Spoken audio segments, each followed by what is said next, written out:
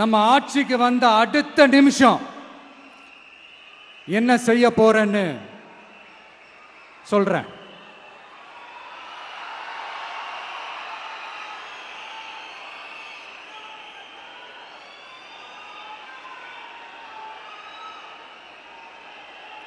Number 1,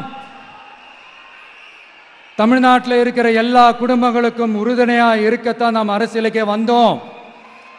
அந்த எண்ணத்தோட வெளிப்பாடு தான் நம்மளோட ஒவ்வொரு குடும்பத்திற்குமான உத்தரவாதம். 200 யூனிட் கட்டணமில்லா மின்சாரம். நம்பர் 2, என்னோட பாட்டி, அம்மா, அக்கா, தங்கச்சிங்க எல்லாரும் தமிழ்நாட்டில் எல்லா இடத்துக்கும் அனைத்து அரசு பேருந்துகளிலும் கட்டணம் இல்லாமலே போகலாம். நம்பர் 3, சட்டம் ஒழுங்கு சரியா ரொம்ப ஸ்ட்ரிக்டா நிலைநாட்டியே தீருவோம். அதோட வெளிப்பாடா பெண்கள் பாதுகாப்புக்கான மிக கடுமையான சிறப்பு சட்டம் கொண்டு வரப்படும். அது மட்டும் இல்ல, நம்ம இளைஞர்களோட பாதுகாப்புக்காக போதைப் பொருள் தடுப்பு மற்றும் ஒழிப்புக்கான சிறப்பு சட்டம் கொண்டு வரப்படும்.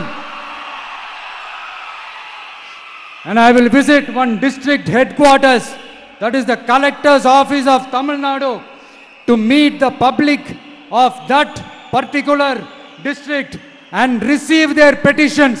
இதை நான் ரெகுலரா பண்ணுவேன். இதெல்லாம் செய்வோம். இதோட நாம சொன்னதெல்லாம் கொஞ்சம் கொஞ்சமா நம்ம ஆட்சிக்கு வந்ததுக்கு அப்புறம் செஞ்சு காட்டுவோம். சொல்லாததையும் செய்வோம், அது வேற விஷயம். ஆனா இப்போ நம்மளால செய்யறத செய்ய முடிஞ்சதை மட்டும் இப்போதைக்கு நான் சொல்லியிருக்கிறேன். மக்களே, நாளைக்கு ஏப்ரல் 23ஆம் தேதி அன்னைக்கு ஒரு நாள் மட்டும் இந்த விஜய் சொல்றத கேளுங்க. கேட்டுட்டு தயவு செஞ்சு விசில் சின்னத்துக்கு ஓட்டு போடுங்க. அடுத்து வர 5 வருஷம், அது என்ன 5 வருஷம், அடுத்து வர எல்லா வருஷமும் நீங்க சொல்றத நான் கேட்கிறேன். நீங்க சொல்றத இந்த விஜய் கேட்பான். கான்பிடென்டா இருங்க, நல்லதே நடக்கும். வெற்றி நிச்சயம், வெற்றி நிச்சயம், வெற்றி நிச்சயம். மீண்டும் சந்திக்கும் வரை, மீண்டும் சந்திக்கும் வரை நன்றி, வணக்கம்.